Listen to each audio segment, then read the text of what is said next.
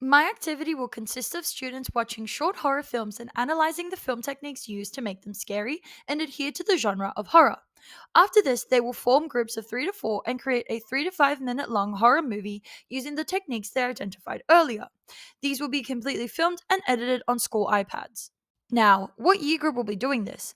I've made this activity tailored to Stage 5 Year 10 English classes, specifically towards the end of the year, so late term 3 or early term 4. Why Year 10, you ask? Well, Year 10 is a pivotal stage in senior school where students aged 15 to 16 are mature enough to handle the more complex topics like horror. Their growing maturity and understanding make them well suited for a task that involves collaboration and task delegation with group projects. While the teacher does provide guidance, the responsibility of planning and executing the project lies largely with the students. The learning management systems I will be using include mainly Google Classroom and Google Drive. However, Google Slides will act as a vessel to show the students the work we will be doing in the classes, and YouTube will be the way we show the students the short horror films. My lesson plan consists of 4 lessons with a fifth optional lesson that I will cover later. Lesson 1 consists of watching 2 short horror films, which are about 5 minutes each, where we will later analyze which specific cinematic elements contribute to the genre's effectiveness. For example, things like non diegetic sound, Dutch camera angles, jump scares, etc. All in all, this will be about 45 minutes. 15 minutes will be allocated to forming groups of 3 to 4, where one group member will log into their Google Drive using their student email to create and share a collaborative folder with the rest of the group. This will ensure all students have access to any videos they might upload to the folder, as well as a Google Doc where they can plan and communicate as needed.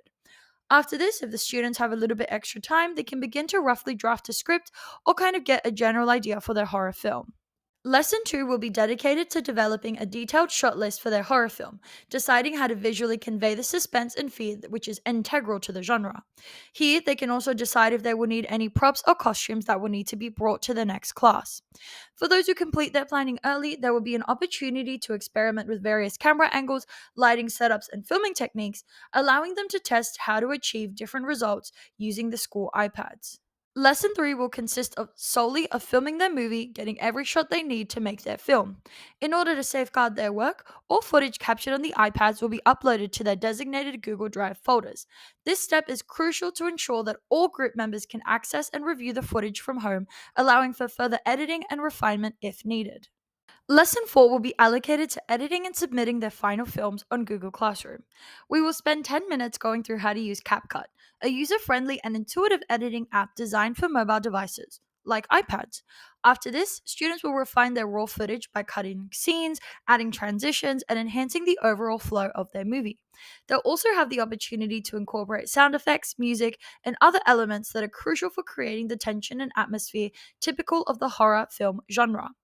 As they edit, students will apply their knowledge they've gained about film techniques, carefully considering how to best pace their film, build suspense, and maximize the impact of key moments.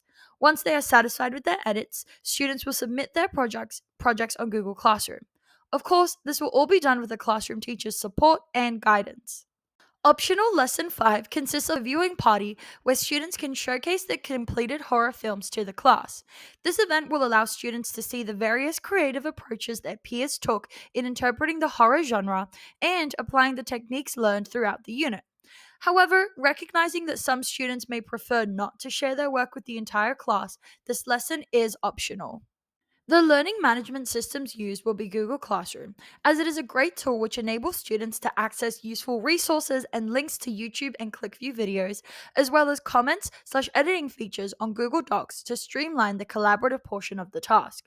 With Google Classroom, students can easily find and utilize these resources. Additionally, they can communicate privately with the teacher for guidance and feedback, or to share any possible qualms or issues amongst group members. We will also be using CapCut as it is an excellent choice for mobile video editing, as it offers a streamlined and straightforward interface that's easy to navigate on devices like iPads.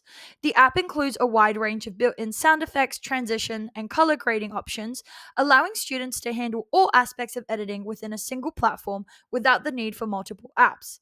This all in one approach simplifies the editing process.